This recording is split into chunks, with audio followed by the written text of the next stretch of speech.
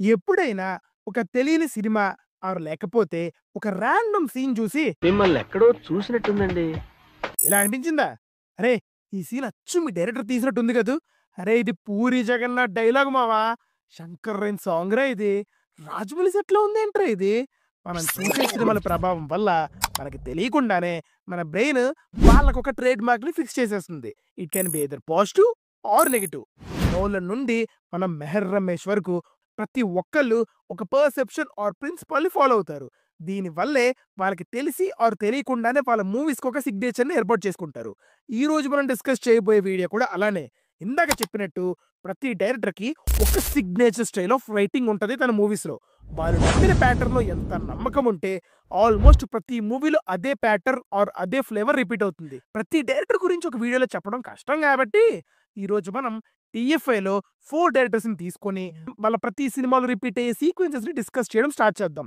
అందరి cinema different అయినా సరే end of the day firstly మన మాటల మాంత్రికుడు 'గురూజీ' గురించి మాట్లాడుకుందాం. త్రివిక్రమ్ సినిమాలు అన్నిట్లో మీకు కామన్‌గా కనిపించేది ఏంటి? ప్రాసలు? నేల తర్వాత జనార్దన్ సాహు పంటకి పురుగు పట్టిందని ఇల్లు పొలం తాకట్టు పెట్టి మరీ పురుగుల మందు కొని వాడాడు. పని చేయలేదు. అతను కోపం వచ్చింది. ఆ మందు తనే తాగాడు. పని చేసింది. రేయ్ ధోని 6 కొట్టాడ్రా. నేను 12 కొట్టానురా. అరుతున్నానా? హీరో అజ్ఞాతంగా వేరే ఇంటికి వెళ్ళడం,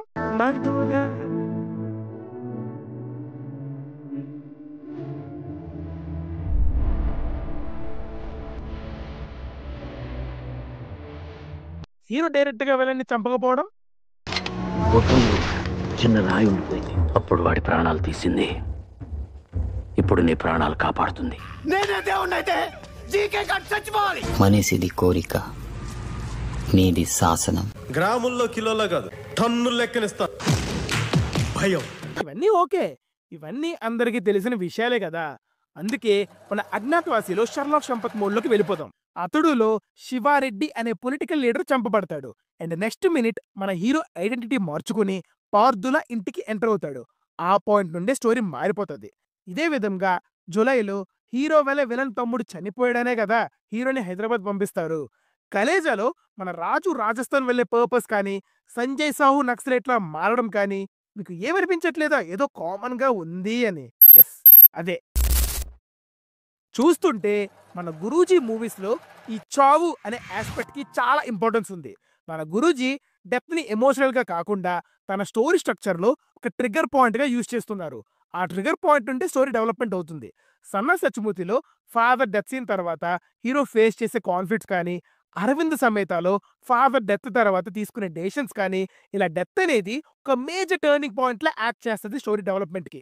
త్రివిక్రమ్ ఫిల్మోగ్రఫీ మొత్తం చూసుకుంటే 'అతడు' నుండి 'గుంటూరు కారం' వరకు ఇదే ప్యాటర్న్ రిపీట్ అవుతుంది. సో నెక్స్ట్ టైమ్ త్రివిక్రమ్ మూవీలో ఎవరైనా ఎక్స్‌పైర్ అయ్యారు అంటే పాప్‌కార్న్ కోసం బయటికి వెళ్ళకండి.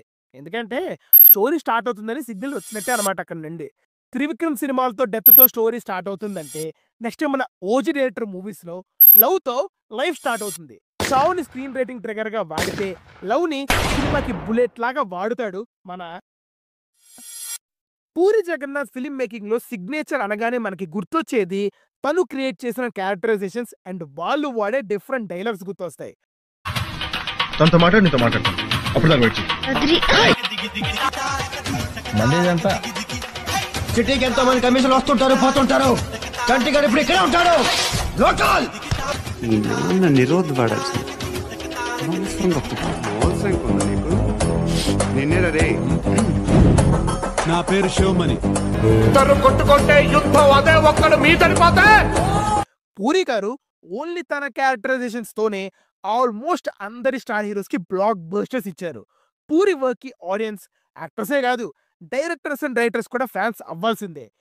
మా ఆవిడ అస్తమానం చెప్తా ఉంటదండి, నువ్వు 2 సంవత్సరాలు 3 సంవత్సరాలు సినిమా తీయడం కాదు, జగన్ గారి దగ్గరికి వెళ్ళి నేర్చుకో. తెలుగు ఇండస్ట్రీలో మీ అబ్బాయి రాజమౌళి కాకుండా మీకు నచ్చిన డైరెక్టర్ ఎవరు? పూరి జగన్నాథ్ గారు. ఇవన్నీ ఒక ఎత్తు అయితే పూరి గారి లవ్ స్టోరీస్ డీల్ చేసినట్టు ఎవ్వరూ డీల్ చేయలేరు. అప్పటి వరకు మూవీస్ లో లవ్ అంటే మణిరత్నం గారు చూపించినట్టు కామ్, సోల్ఫుల్ అండ్ రొమాంటిక్ గా ఉండేది. బట్ పూరి వచ్చి లవ్ స్టోరీ అంటే అగ్రెసివ్, అబ్సెసివ్ అండ్ డామినెంట్ గా కూడా ఉంటుందని చూపించారు. ఇప్పుడు ఇదే ప్రాబ్లమాటిక్ గా అనిపించినా అప్పట్లో బోల్డ్ అండ్ రాగా రెగ్యులర్ ఫిల్మీ రొమాన్స్ కి చాలా ఆపోజిట్ గా అనిపించేది. ఇప్పుడు ఇలాంటి లవ్ స్టోరీస్ చాలా మంది చేస్తున్నారు కానీ స్టార్ట్ చేసింది మాత్రం మన పూరి గారే.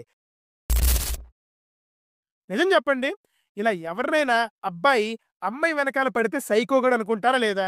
కానీ పూరి రేటింగ్ లో మ్యాజిక్ ఏంటంటే ఒక క్యారెక్టర్ ని బిల్డ్ చేసి మనకి బాగా ఎక్కిస్తారు. ఆ తర్వాత క్యారెక్టర్ చేసే పనులు మనకి అంత విచిత్రంగా అనిపించదు. ఆ క్యారెక్టర్ ని చూడగానే వీడైతే ఇలాగే చేస్తాడులే అని కన్విన్స్ అవుతాం అనమాట. మనం బిజినెస్ మ్యాన్ లో కూడా మనం ఈ సైకోతనం చూడొచ్చు. అదే ఇలాంటి డామినేటింగ్ లవ్ స్టోరీ చూడొచ్చు. ఇక మన ఇస్మార్ట్ లో చాక్లెట్ బాయ్ ని హీరో హీరోయిన్ మీద చూపించే డామినేషన్ తో ప్లే బాయ్ ని చేసేసారుగా.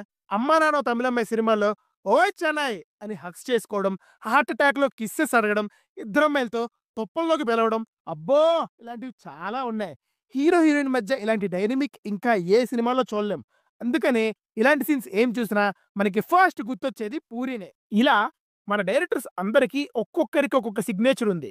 ఏటి ఇంకా నమ్మట్లేదా? సరే, ఇప్పుడు కొన్ని హింట్స్ చెప్తా, మీరే గెస్ చేసేస్తారు. ఒక ఊరు, ఒక కామ్ గా ఉండే పవర్ఫుల్ హీరో, ఒక సోషల్ మెసేజ్. ఈ సెటప్ చూస్తే మీకు అర్థమైపోయి ఉంటది కదా. ఎస్, ఈ సెటప్ కి పేటెంట్ రైట్స్ మన కొరటాల శివ గారివే. జనతా గ్యారేజ్ లో ట్రీస్ అండ్ నేచర్ ని ప్రొటెక్ట్ చేయడంతో స్టార్ట్ అయ్యే హీరో క్యారెక్టరైజేషన్ మోహన్ లాల్ గారిని కలిసిన తర్వాత అంతకన్నా విలువైన జనాల్ని ప్రొటెక్ట్ చేయడంగా మారుతుంది. ఇంకా దేవరా సినిమాలో స్మగ్లింగ్ వరల్డ్ లో పార్ట్ అయిన హీరో తను చేసే పని వల్ల మన ప్రజల ప్రాణాలే పోతున్నాయని తెలిసాక మొత్తం ఆ వరల్డ్ నే మార్చేసి ఊరికి ప్రొటెక్టర్లా అవుతాడు. హీరో ఎంత రిచ్ అయినా మోరల్ వాల్యూస్ లో కాంప్రమైజ్ ఉండదు. విలేజ్ లో వాళ్ళ కష్టాలు తీర్చుకోవడానికి డబ్బులు అవసరం ఉంటే ఊరికి డబ్బులు ఇచ్చేస్తే కొరటాల శివ హీరో ఎందుకు అవుతాడు చెప్పండి? డబ్బులతో పాటు ఊరిని దత్తత తీసుకొని రెస్పాన్సిబిలిటీ మొత్తం తీసుకుంటే కొరటాల శివ హీరో అవుతాడు అనమాట. ఈ పాటికే మీకు ఒక ప్యాటర్న్ కనిపిస్తుంది కదా. ఇదే మన కొరటాల శివ గారి మూవీస్ లో కనిపించే సిగ్నేచర్. అప్పటి వరకు తన ప్రపంచంలో తాను బతుకుతున్న హీరో ఒక పర్సన్ ఆర్ ఇన్సిడెంట్ వల్ల పెద్ద రెస్పాన్సిబిలిటీని టేక్ ఓవర్ చేసుకుంటాడు. ఆచార్య సినిమాలో చూపించినట్టు అది ఒక టెంపుల్ అండ్ కల్చరే కావచ్చు, భరతని నేనులో ఒక రాష్ట్రం అండ్ చిన్న పల్లెటూరే కావచ్చు, మిర్చిలో 2 ఊర్ల ప్రాబ్లమే కావచ్చు, ఏదైనా సరే రెస్పాన్సిబిలిటీ మాత్రం మన హీరోదే.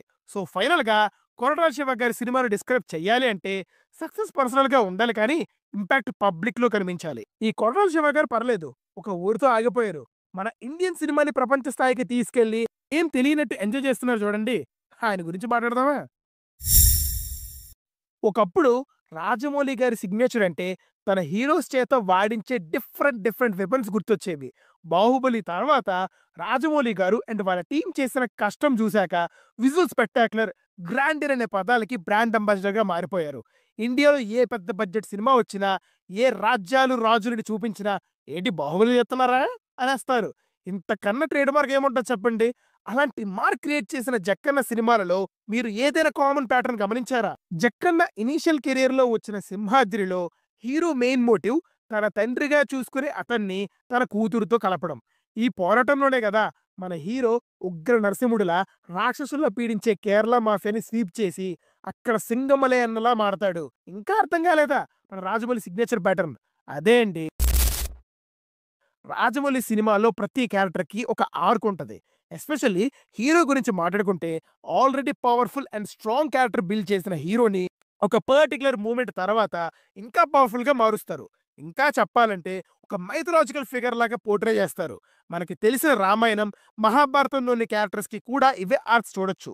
ఈ రైజ్ అనేది ఎమోషనల్ గా అవ్వచ్చు, ఫిజికల్ గా అవ్వచ్చు, సమ్టైమ్స్ ఈవెన్ రీఇన్కార్నేషన్ గా కూడా అవ్వచ్చు. ఈగ మూవీ ఎంటైర్ ప్లాటే రైస్ అండ్ రివెంజ్ మీద బేస్ చేసుకుని తీశారు మన జక్కన్న. ఇంతకన్నా ఏం చెప్తారు తన నమ్మిన ప్యాటర్న్ గురించి? తన ప్రజల కోసం శివాజీ నుండి ఛత్రపతిగా మారిన సిచ్యువేషన్ కానీ, అల్లరిగా తిరిగే స్టూడెంట్స్ వాళ్ళ కాలేజ్ కోసం రైజ్ అవ్వడం కానీ, గతం తెలుసుకున్న అత్తిలి సత్యబాబు, రాము, హర్ష, శివ వరకు ప్రతి ఒక్క క్యారెక్టర్ రైజ్ అయిన వాళ్ళే. ఈ ట్రాన్స్ఫర్మేషన్ అనేది మనం ఆల్మోస్ట్ అన్ని రాజమౌళి సినిమాల్లో తరచూ చూస్తూ ఉంటాం. ఆ రైజ్ అయ్యే మూమెంట్ ఎలా చూపిస్తారు అంటే ధర్మాన్ని కాపాడటానికి అవతరించిన దేవుళ్లా చూపిస్తారు మన హీరోస్ ని. అందుకనే అనుకుంటా రాజమౌళి గారి డ్రీమ్ ప్రాజెక్ట్ మహాభారతం అయింది. ఇప్పుడు SSMB 29 లో జక్కన్న ఏం ప్లాన్ చేశారో తెలియదు కానీ స్క్రిప్ట్ లో ఏముందో మనకు తెలియదు. కానీ వన్ థింగ్ అయితే ఫిక్స్ అండి, అదే మన హీరో క్యారెక్టర్ రైజ్ అవ్వడం. అక్కడ బాబు స్క్రీన్ మీద రైజ్ అవ్వగానే థియేటర్లో సవాల్ రైజ్ అవుతాయి అన్నమాట.